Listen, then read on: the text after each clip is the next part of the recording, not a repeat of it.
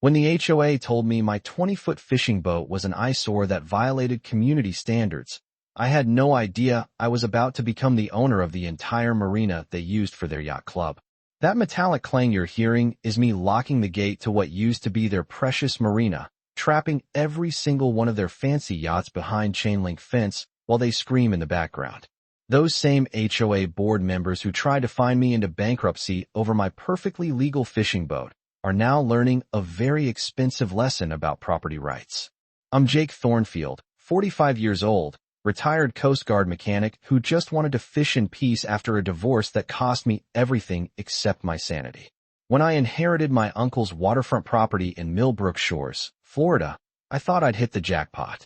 Beautiful sunrise view, private dock, and my pride and joy, a 1987 Boston whaler called Rusty Anchor. She's not winning any beauty contests, but that boat purrs like a kitten. Millbrook Shores seemed perfect. 200 waterfront homes, quiet streets, the kind of place where your biggest worry should be whether the fish are biting. Then I met Priscilla Weatherford. Picture your worst nightmare of an HOA president. 52 years old, 8 years in power, drives a white BMW that's shinier than most people's wedding rings. She's a real estate agent, which explains her obsession with property values and her talent for making people feel like garbage. 3 months into paradise, I got my wake-up call. A certified letter that felt like a slap in the face. Violation notice. Unsightly marine vessel. My perfectly legal, well-maintained fishing boat apparently violated their aesthetic standards. I had 30 days to remove it or face $200 daily fines. I figured this was just a misunderstanding, so I showed up to the next HOA meeting to explain the situation. Big mistake. The community center smelled like burnt coffee and defeat. Priscilla sat at the head table like she was running a Fortune 500 board meeting. When I politely pointed out that my boat was completely legal, she gave me the kind of smile that real estate agents practice in the mirror. "Mr. Thornfield," she said, drumming her blood-red fingernails on that clipboard. "We have community standards to maintain. Perhaps you'd be more comfortable in a neighborhood that's more suited to your lifestyle." The way she said lifestyle told me everything I needed to know. This wasn't about boats. This was about the fact that I didn't fit her vision of the perfect Millbrook Shores resident. Looking around that room was like watching a hostage situation. Every resident sat there avoiding eye contact, afraid to become her next target.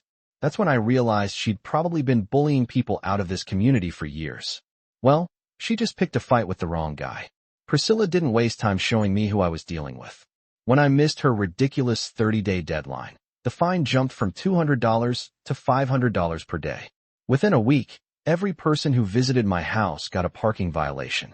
My neighbor borrowed my hedge trimmer, parking violation.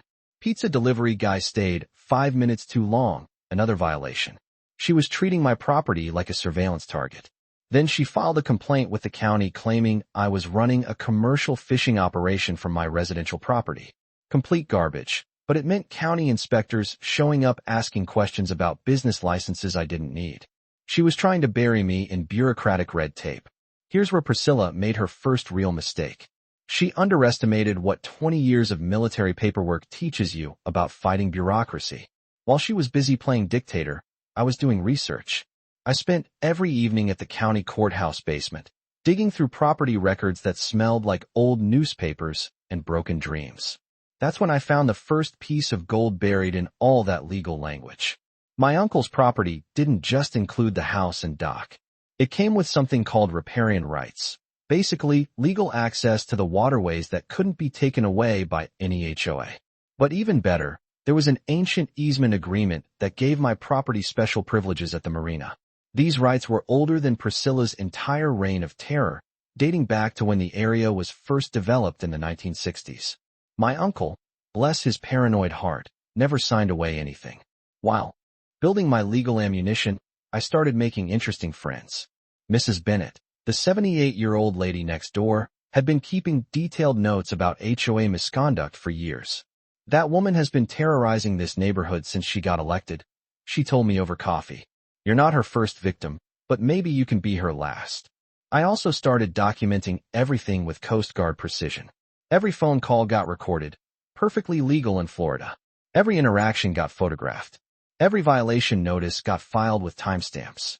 If Priscilla wanted to play games with paperwork, I'd show her what real documentation looked like. By month 3, Priscilla was getting desperate. She called an emergency HOA meeting to vote on new marina access regulations, claiming my boat created a safety hazard for yacht club members. The woman stood there with a straight face, saying my 20-foot fishing boat was more dangerous than those floating palaces that yacht owners couldn't dock without scraping every piling in sight. But her next move was straight out of the dictator's playbook.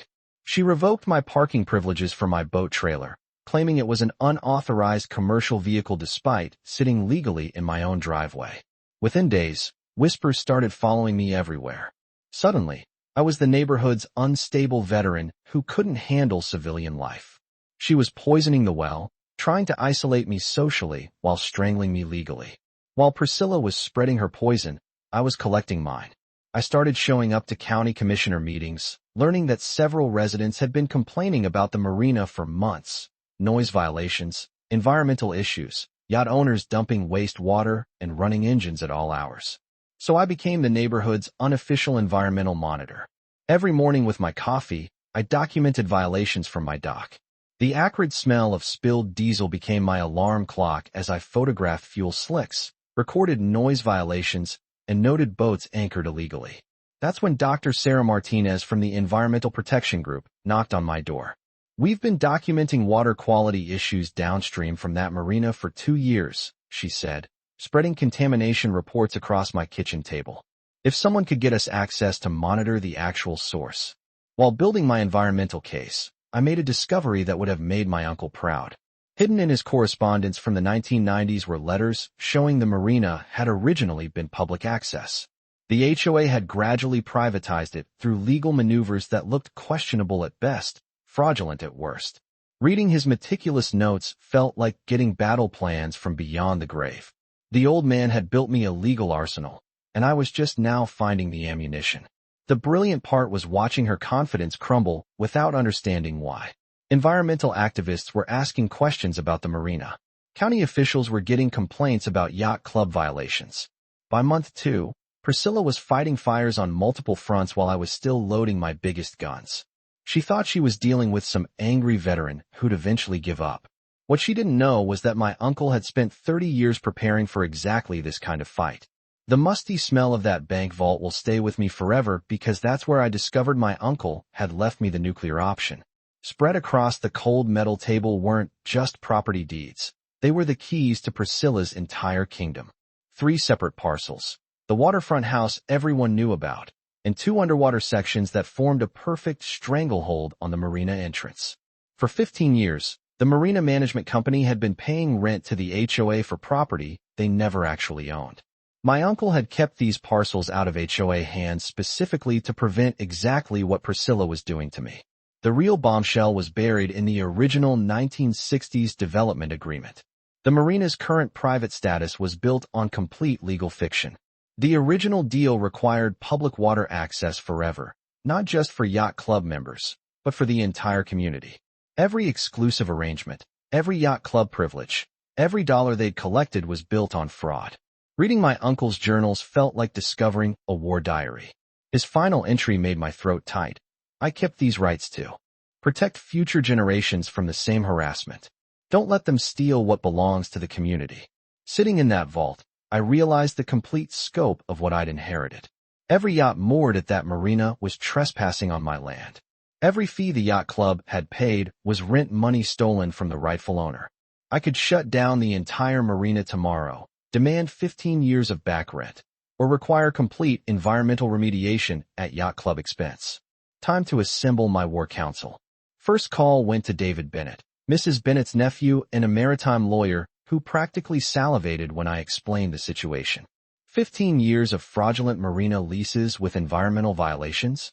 Jake, this is the kind of case that makes law school professors weep with joy. Within hours, my kitchen table looked like mission control for D-Day. Legal briefs scattered like confetti, property surveys overlapping environmental reports, and enough coffee cups to keep a submarine crew awake. Mrs. Bennett dropped her biggest bombshell yet. Jake, meet the silent witnesses. Turns out half the neighborhood had been secretly documenting Priscilla's reign of terror for years.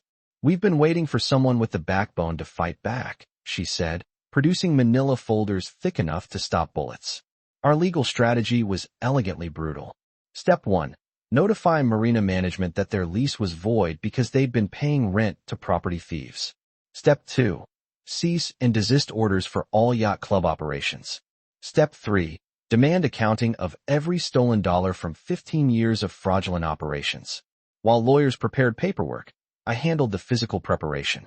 Under the innocent guise of property improvements, I began installing what I politely called a privacy fence along my water access points. Perfectly legal on my own land, but positioned with surgical precision to create a choke point that would trap every yacht in the marina like premium fish in an expensive barrel. The fence went up post by post over 3 glorious days, each section hammered into place with the satisfying rhythm of incoming justice. By Wednesday morning, the primary boat channel was sealed tighter than a bank vault with chain link and private property, and no trespassing signs that sparkled like diamonds in the sunrise. Thursday morning's yacht club panic was better than Christmas morning. Engines revving desperately, boat horns wailing like maritime sirens, and voices raised in hysteria as they realized their million-dollar toys had become glorified pool decorations. Priscilla's phone exploded before 7 a.m. yacht owners demanding immediate action, threatening lawsuits, and generally having nuclear meltdowns like toddlers whose sandbox had been confiscated. She frantically called county officials to have my fence declared illegal. But you can't violate property laws when you're building on land you actually own. The legal scrambling turned into pure theater. Priscilla's high-priced lawyers discovered that my property claims weren't just valid, they were carved in legal stone. Marina management immediately stopped paying HOA rent and started begging for direct negotiations with me. The most satisfying part was watching Priscilla's power structure collapse like a house of cards in a hurricane. Board members who'd rubber-stamped her reign of terror suddenly developed amnesia about their involvement. Neighbors who'd cowered in silence for years started publicly sharing their own horror stories. The community center was packed like a sardine can when I walked in that Thursday night. The smell of nervous sweat and burnt coffee mixed with the electric tension of a crowd hungry for justice. 3 television crews had claimed the back wall. County Commissioner Williams sat in the front row, looking like he'd rather be anywhere else. Priscilla opened with the performance of her lifetime, gripping that podium like it was the only thing keeping her upright. "We're here tonight because one selfish individual has decided to terrorize our peaceful community," she began. She painted me as an unstable outsider holding the community hostage, claiming my fence would bankrupt the marina and destroy property values. "This man's so-called property claims are completely fabricated," she declared, pointing at me like I was a wanted criminal. "The marina has been legally operated by this HOA for 15 years, and we won't be intimidated by fake documents from some disgruntled veteran who can't handle civilian authority." The room went dead quiet. Time for the mic drop moment I'd been rehearsing for months. I stood up slowly, letting the silence stretch until you could hear people's heartbeats. "Priscilla, I want to thank you for that introduction because now everyone's going to witness exactly who's been lying to this community for 15 years. I pulled out the underwater property surveys like a magician revealing his greatest trick. These documents prove I own the underwater parcels that control marina access. For 15 years, you've been collecting rent on property you never owned, stealing over $3 million from this community." The collective gasp sounded like air escaping from a punctured balloon. "Dr. Martinez, please share your environmental findings." The scientist stood up with reports that made EPA violations look like parking tickets. 15 years of illegal fuel dumping, unreported contamination, and water pollution that poses health risks to every family in this community. The room exploded like a bomb had gone off. But my favorite revelation was still coming. "The beautiful part, Priscilla, is that your HOA insurance is void due to fraudulent property claims. Every yacht owner can now sue you personally with no protection." That's when Priscilla completely shattered. She started screaming about persecution and conspiracy, claiming I'd forged everything and bribed officials. The crowd turned on her like sharks smelling blood. Mrs. Bennett stood up with her thick folder of documented abuses while other residents joined the chorus. "Here's my proposal," I said when the chaos finally died down.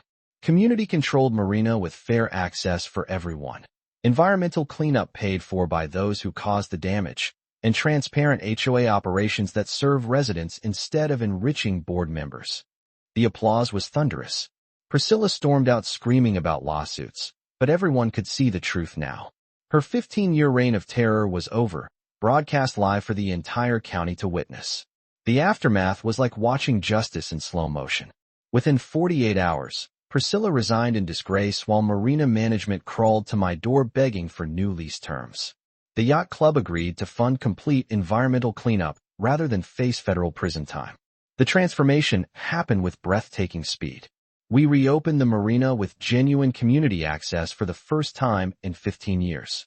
The sound of families laughing replaced the entitled complaints of yacht club members. Kids learning to fish from the public pier. Weekend warriors launching kayaks. Mrs. Bennett's landslide election as HOA president brought transparency that made future corruption impossible. The marina buzzed with activity from dawn to dusk, teenagers learning to sail, families teaching kids to water ski, fishing guides bringing in tourist dollars that benefited everyone. The legal reckoning was absolutely delicious. Priscilla's real estate license was permanently revoked after investigators uncovered years of ethics violations. Her divorce became tabloid entertainment with her husband citing public humiliation in court filings. She fled the state like a criminal skipping bail. Dr. Martinez's environmental cleanup became a federal success story, attracting university partnerships and government funding that transformed our contaminated marina into a model ecosystem. Fish populations returned that hadn't been seen in decades. But the most meaningful transformation was personal. The Thornfield Maritime Heritage Scholarship now funds Coast Guard families' education using marina revenues that once disappeared into yacht club bank accounts. Our annual Community Marina Festival celebrates victory over corruption while honoring the waterfront traditions my uncle died protecting. Property values soared after we eliminated artificial yacht club restrictions. Young families flooded in, attracted by affordable marina access and transparent governance. The neighborhood transformed from an exclusive enclave into a thriving community where working families could afford waterfront dreams. Our story inspired HOA reform legislation, property rights advocacy groups, and communities across the state fighting similar battles against neighborhood dictators. Former victims of Priscilla's harassment returned as community leaders. Every morning, sipping coffee on my dock while rusty anchor bobs and water eye. Fought to keep free, I'm surrounded by the sounds of a community that finally belongs to the people who live in it. Kids fishing where yacht owners once demanded silence. Neighbors helping neighbors instead of reporting violations. The taste of salt air mixed with victory never gets old, especially when it's seasoned with the knowledge that bullies don't always win. Sometimes the quiet guy fixing his boat at sunrise turns out to be the storm they never saw coming.